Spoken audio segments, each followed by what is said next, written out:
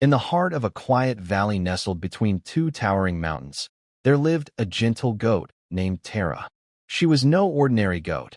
Tara had a warmth in her eyes that made you feel seen, a voice as soft as the breeze, and a heart that beat with kindness for every creature, big or small. Each morning, Tara wandered into the meadows, nibbling on wildflowers and humming songs taught by her grandmother. The other animals loved her. Deer, rabbits, even grumpy old badgers came to her when they needed comfort or a story. She listened. She cared. But the valley had a shadow. Beyond the far edge of the forest lived a wolf named Raka. Raka was feared. He wasn't like the wolves in bedtime stories who were cunning and proud. Raka was different, cold, distant, always alone. No one knew where he came from. Some said he had lost his pack to hunters. Others believed he had simply chosen to be cruel. Whatever the reason, the rule was clear: stay away from the forest's edge. One frosty evening, as the sun dipped behind the mountains and the sky turned a bruised purple, Tara heard a faint cry echoing from the woods. It was low, pained, and unmistakably real. The others begged her not to go. "It's a trick," they warned. "It's Raka." But something in that cry wasn't fearsome. It was desperate. Tara hesitated for just a moment before stepping into the shadows of the trees. What she found broke her heart.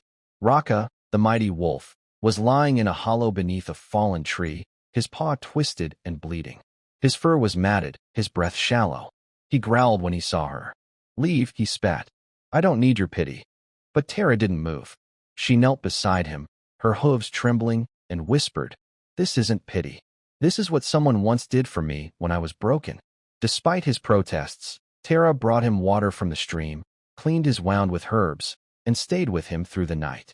For days, she came back, bringing food, stories, silence when needed. At first, Raka resisted. He snarled. He mocked her softness. But slowly, the frost around his heart began to thaw. One evening, as they watched the stars pierce through the treetops, Raka finally spoke, not of anger, but of grief. "They were my family," he said, voice cracking. "Gone in a night. I thought, if I became the thing everyone feared, I wouldn't have to feel anything." Tara placed her head gently on his shoulder. "Pain makes us build walls. But kindness builds doors." Raka didn't reply, but he didn't pull away either. Weeks passed, and then one day, Tara didn't show up. The animals in the valley whispered nervously. Something was wrong. Raka, now stronger, crossed the forest edge for the first time in years. He found Tara lying in her meadow, barely breathing, bitten by a viper while trying to save a baby rabbit. The animals froze as the wolf emerged from the trees. But Raka didn't snarl. He knelt beside Tara, pressed his head to hers, and said, "Now it's my turn." He carried her on his back through mountains and storms, to an old healer far beyond the valley. For days, he refused to sleep. He begged the wind, the trees, even the stars to save her. And they did. When Tara opened her eyes, the first thing she saw was Raka, asleep beside her, a single tear drying on his cheek. From that day on, the valley changed. No longer did fear rule the forest's edge. Raka became its guardian, not out of duty, but love. He found family again, not in blood, but in bonds. And every child in that valley grew up hearing the story of Bakri or Bhediya, a tale not of predator and prey, but of healing, of forgiveness, of the power one act of compassion holds to transform even the most wounded soul.